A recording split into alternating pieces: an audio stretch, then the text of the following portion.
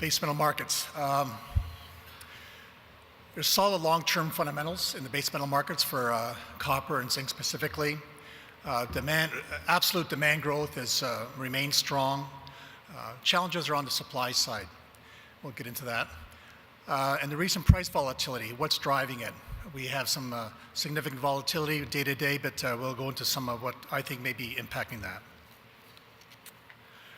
What I have here is it's a busy slide on the right.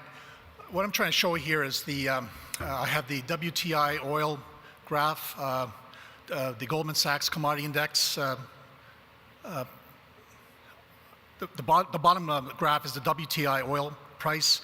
The next line up, the red one, is the Goldman Sachs Commodity Index. And then the zinc graph is in light blue, and the copper is in green.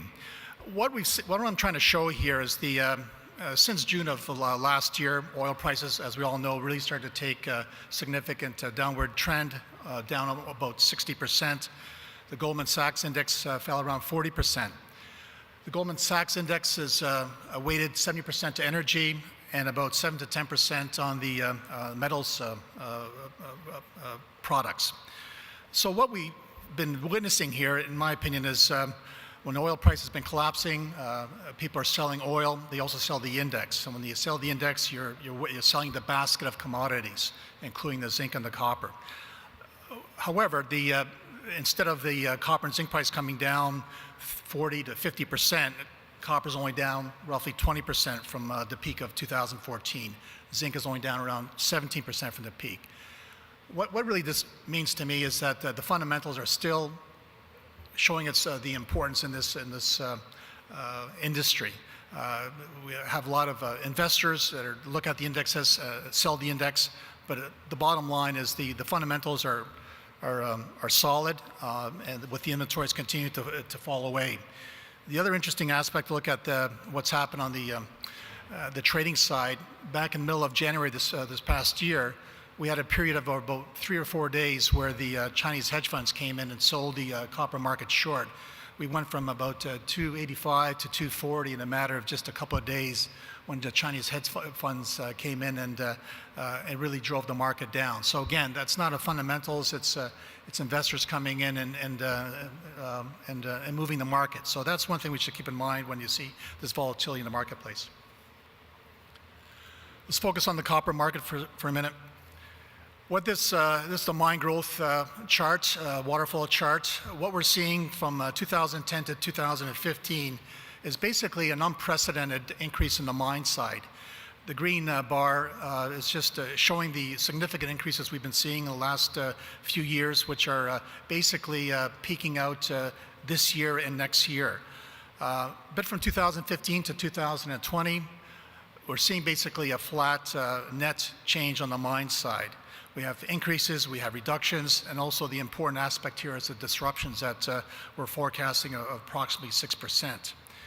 So we've seen the significant increases now, which are working its way through the system. Going forward, that's going to be the challenge for the copper industry. The metal balance. Cathode balance on the left-hand side, Wood-Mac's forecast. You can see middle of last year, a year ago, they were forecasting surpluses for 2015 of in excess of 700,000 tons. Every monthly update by Wood-Mac has been a downward trend.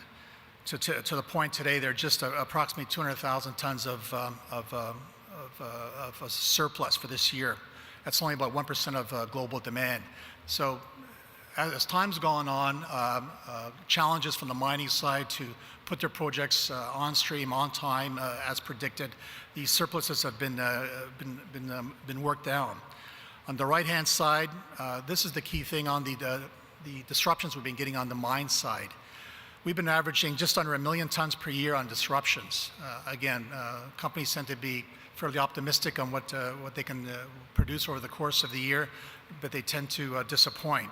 So far this year, we're down about 2.5%, or just around 400,000 tons of contained copper, and that's prior to the losses that we're seeing in Chile this last week from the rains. So the demand side is remains strong on the forecast. The surpluses are being worked down.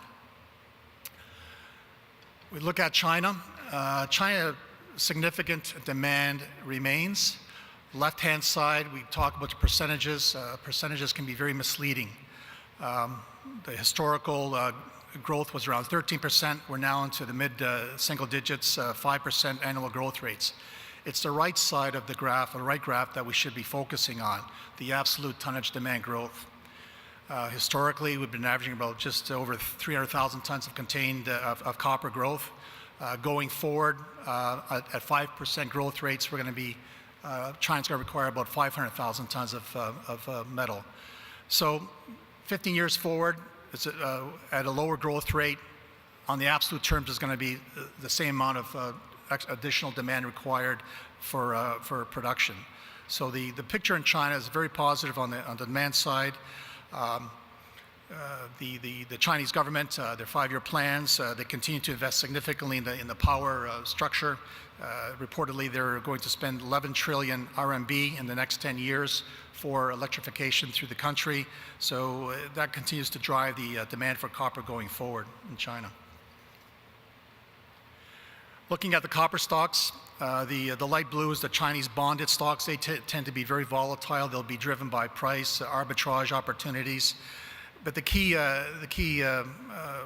stocks here to look at is on the LME. The LME today is at near historic lows. It's 332,000 tons today. The global total reported stocks, including COMEX and SHFE, is about 20 days of global consumption. The normal since 2010 has been 23 days. So again, global stocks are at low levels. LME has gone up since the beginning of this year, but historically they're at extremely low levels today. When we look at long-term mine production, at 2.7% long-term metal demand growth rates, we're going to need about 680,000 tons of new supply to feed that demand growth. However, 2016, as I mentioned, we're peaking out on the mine side. Production's got to start to fall from the mine side after post-2016, just under 300,000 tons. So in 2015, we're seeing a very small surplus, but after this year, this is when we're going to start to manifest the deficits, where we see a structural deficit manifesting itself in 2017. Switching to the zinc markets. Again, on the mine side, what we're seeing in the last 5 years from 2010, the mine increases have been China. China's been the driver in the last little while, but year to date, Chinese mine production, according to NBS, the government statistics, is down 12%. Going forward, 2015 to the next 5 years, the West increases are going to be offset by the West decreases. And we've talked about the Century closure coming up this year, the Lachine closure in Ireland, Scorpion. So the Western world will be constrained on new mine production based on our forecast. So the increases will have to come from China. So this will be the challenge for the industry going forward, and this is going to be driving the structural deficit, which we'll get into. Chart on the left here is what I want to show is the analysts, the two primary Chinese analysts, Teck and Bigram, predict what the forecast mine production will be. The light blue line are the original forecast, early 2014, for the years 14, 15, and 16, and then their green line is the revised forecast. And Bigram's the same. The orange line is the original forecast, and then the purple line is the updated forecast. Their forecasts have been revised downwards, and that's a constant theme from the Chinese stats. They tend to overestimate their mine production in a fairly significant way.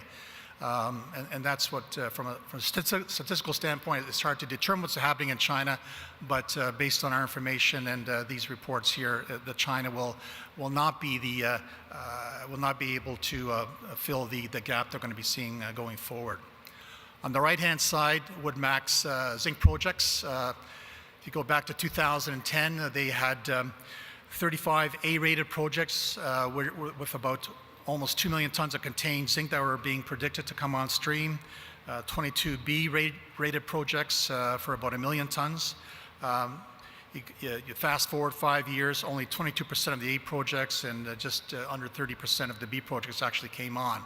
So again, this is a good indicator to easily to put on a spreadsheet, easy to predict maybe, but in reality it fails to deliver, and that's manifests that way in these stats.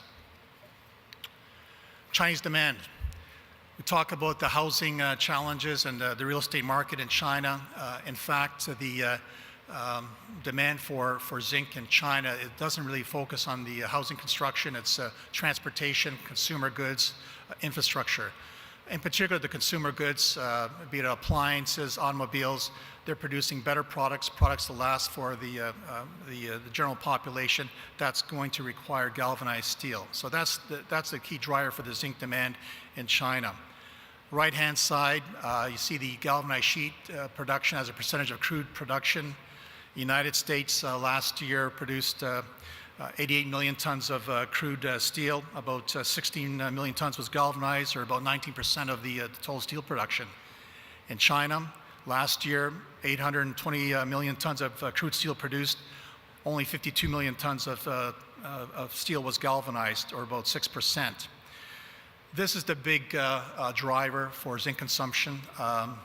Last year, Chinese galvanized steel production increased by 16%. Year to date, it's up 6%. So you do the calculation, do the math. If you only galvanize half the rate that the United States galvanizes, there's an additional 2 million tons of additional zinc will be consumed in China. So this is the big driver from a global perspective as well. LME metal inventories. It's really centralized in one location, it's New Orleans. As I mentioned, LME inventories continue to fall. LME inventories were at 700,000 tons back in December. Today they're 513,000 tons. They continue its downward trend on the LME, and the majority of that material is in New Orleans. The Shanghai bonded warehouses are down 280,000 tons from the peak in February of 2012. There's still a significant amount of inventory to be worked down, but it's trending in that direction. Every day, consistently, LME comes off. The total global reported stocks are currently 39 days, down from 69 days in January 12. And the average stocks since 2010 historically were 57 days. So we're continuing to move down that inventory. That inventory is being drawn down from the LME warehouses. Again, when we looked at the refined zinc balance, this is the year of transition as the mines in Century, as Lachine, as I mentioned. This will be the year where we move away from effectively a balanced market to a significant deficits being formed in 2016. And going forward, that'll be the challenge from the mining sector, is to fill that gap, but we feel that that structural gap is going to manifest itself end of this year and hit pretty hard in 2016.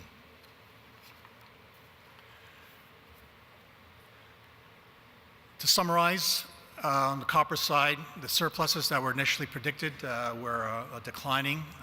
They continue to, every month, the declines are being reported. Mine production remains a challenge as these new mines come on. The qualities are a challenge as well. Lack of new projects out there. I think, as I mentioned, the new projects are being commissioned now in the last few years. Going forward, we don't have that pipeline of new projects. On the zinc side, the market is moving to a deficit, and the structural deficit is going to manifest itself late this year and into next year. And the closures will increase that inventory drawdown from the LME warehouses. So in both cases, the fundamentals will manifest themselves, we believe, and we're pretty confident on the copper and the zinc markets going forward. If there's any questions, I'd be happy to take them. Thank you.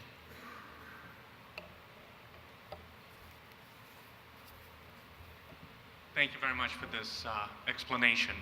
I can remember in 2011, I've seen similar presentation for coke and coal, how we're entering a period of constant deficit and how there's no additional supply.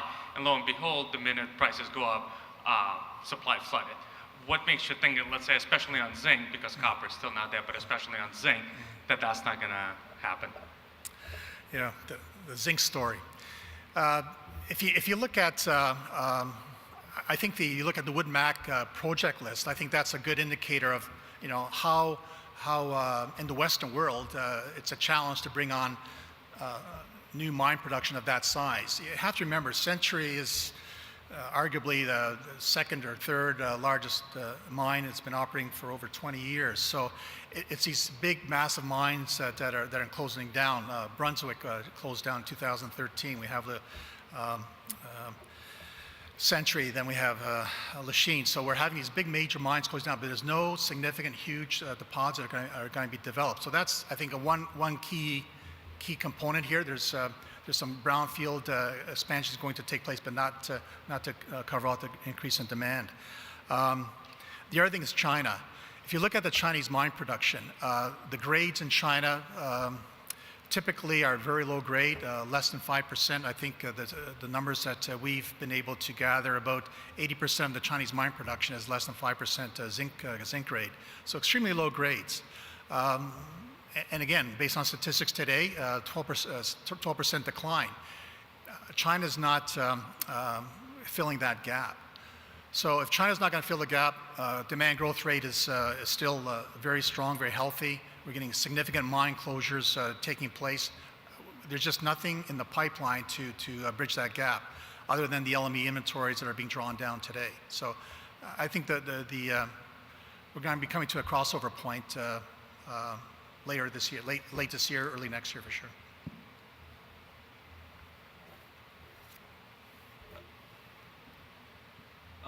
Just on the zinc market, one of the things which I didn't see in the presentation is any contribution from the copper projects which are going on or getting executed over the next 2-3 years, and zinc as a byproduct. How much supply is that gonna?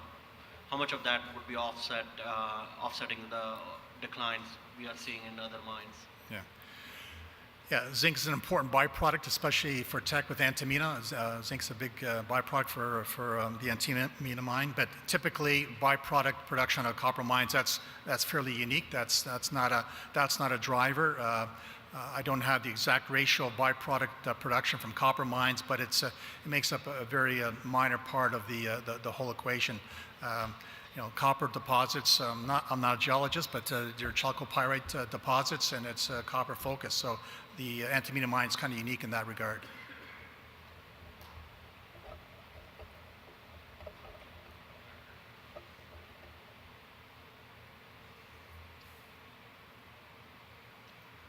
Thank you.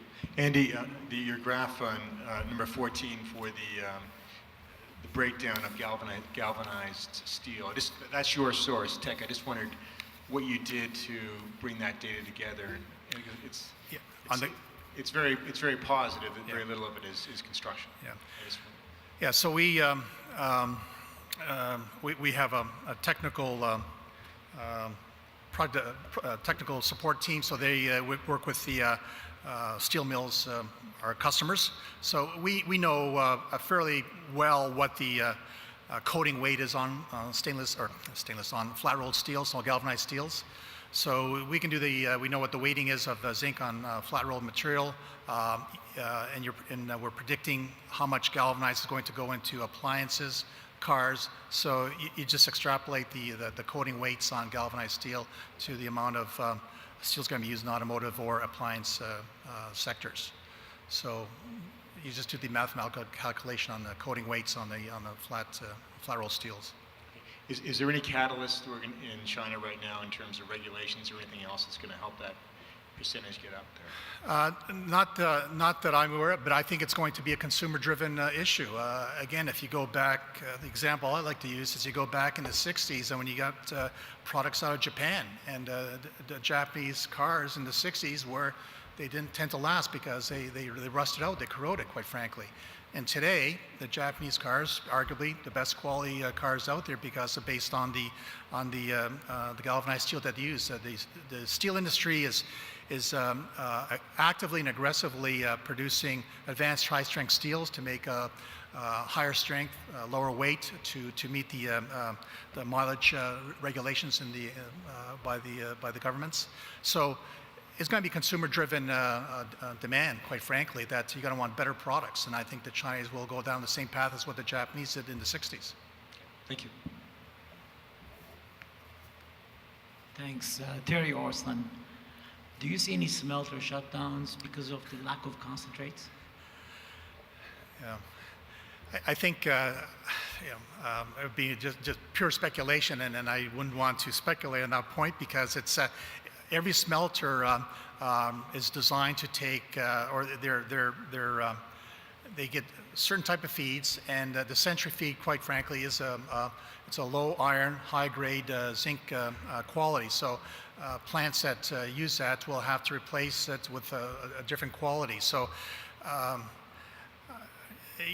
The market will be going into a deficit position on concentrates, so utilization rates may change. Today, utilization rates are quite high, but first of all, you'll see utilization rates for smelters fall away and not be run at optimum rates. So that's where the first step will be, and then it'll be a matter of economics and who's economic at whatever the new TCs, whatever the prices will be. So it will be, I think that's, we'll have to wait and see.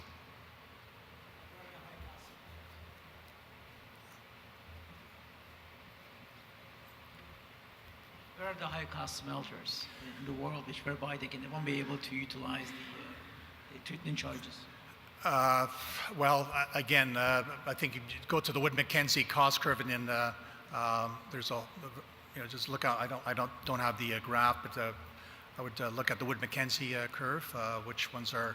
Again, it comes back to currency. What jurisdiction you're in. I think today currency is playing a big role in all our industries, and if you're in the strong currency area, then you may be challenged.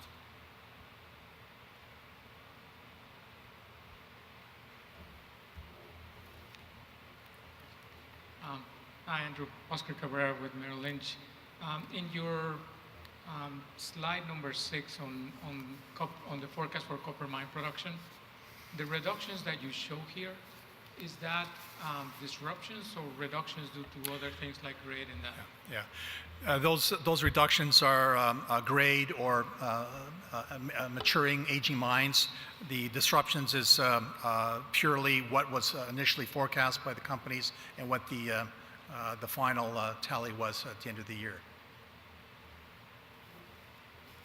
Great, thanks very much, Andrew. I don't see any other hands up, so we're going to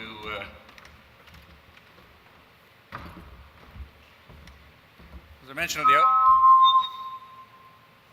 I want that there. As I mentioned at the outset, we'd get Don back to address some more questions, maybe a couple of closing comments, so I'll just turn it over to Don.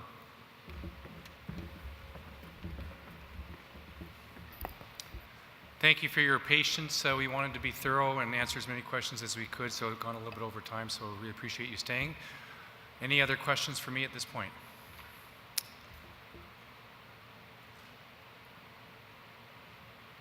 Someone's got to ask about the dividend. No? Maybe I'll just address that without benefit of the question. The dividend is a board decision. Our next board meeting is April 21st. The one after that is May 28th. We could theoretically extend making a decision till about middle of June and still pay on July the 2nd. On the one hand, we've been affirmed investment grade stable by both S&P and Moody's, and that their calculations included us paying the full dividend throughout the cycle, so there is the option to continue doing that. On the other hand, we said in the quarterly call and in other investor meetings that we would look closely at the commodity prices generally, but coal first, and to see whether the cutbacks that have been announced were being implemented and whether that was having an effect in bringing the market to balance and that we could be seeing some price performance there. Clearly, we're not seeing that the market in coal is weaker, not stronger, so I think that's an important factor. We also hoped that zinc would get some traction. We didn't really think that was going to happen until after Century closed, so that might still be the case, but it certainly hasn't happened early. So those are the factors that will be considered both at the April board meeting, which is when we normally declare the dividend, but in this circumstance we had contemplated waiting longer, since from a scheduling point of view we could. And that's basically how the board will assess it. And there's different levels. If you were going to cut, of course, there's different levels, and in the end it's a capital allocation decision. Do you return capital to shareholders? Do you use that capital for other growth opportunities, or do you use the capital just related to CapEx programs or balance sheet, that sort of thing? So I think that's how the board will think about it. Any other questions at this time? I want to give everybody a chance. Well, if not, I do want to say thank you on behalf of my whole team for coming today and listening to all the presentations. And if you have any further questions at any time, please don't hesitate to call Greg. You can call me as well if you like, but he probably know more answers than I will. But anyway, thanks very much.